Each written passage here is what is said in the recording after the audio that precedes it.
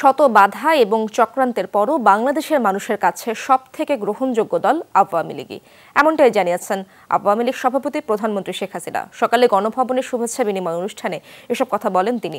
প্রধানমন্ত্রী বলেন, রাজনৈতিক অভিজ্ঞতা না থাকলেও শুধুমাত্র দেশের মানুষের উপর বিশ্বাস রেখেই এই দিনটিতে তিনি বাংলাদেশে ফিরে এসেছিলেন।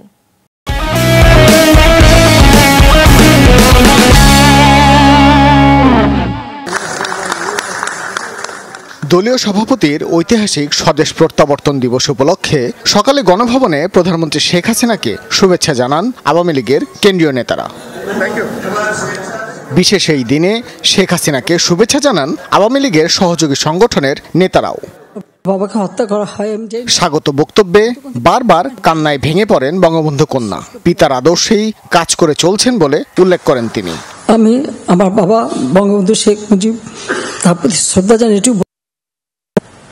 যে আমার সব শক্তি সাহস আমি আমার মা বাবার কাছ থেকে পেয়েছি।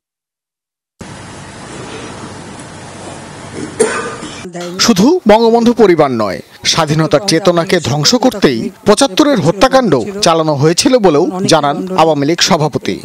সব থেকে বড় কথা হলো যে আমি যখন যাই, কামাল, জামাল, রাসেল, খুগি, রোজি সবাই এয়ারপোর্টে ছিল। আর আমি যখন ফিরে আসলাম, হাজার হাজার মানুষ, কিন্তু বনানীতে সারি সারি খবর। ৩২ নম্বরে আমরা মিলাদ করতে চাইলাম, আমাকে ঢুকতে দেয়নি জিয়া রহমান।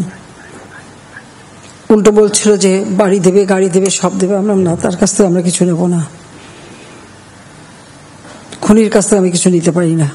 আওয়ামী লীগ ছাড়া আর কোনো সংগঠনই দেশের মানুষের জন্য ত্যাগ স্বীকার করেনি বলেও উল্লেখ করেন শেখ হাসিনা।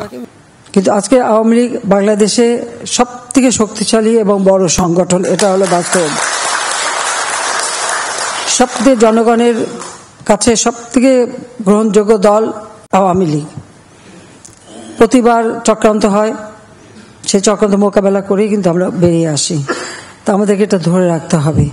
রাজনীতির মাধ্যমে মানুষের পাশে দাঁড়াতে দলীয় কর্মীদের পরামর্শ দেন বঙ্গবন্ধু কন্যা। আর দেশের মানুষের কোনো। ভাস্কর ভাদুরী, যমুনা নিউজ, ঢাকা।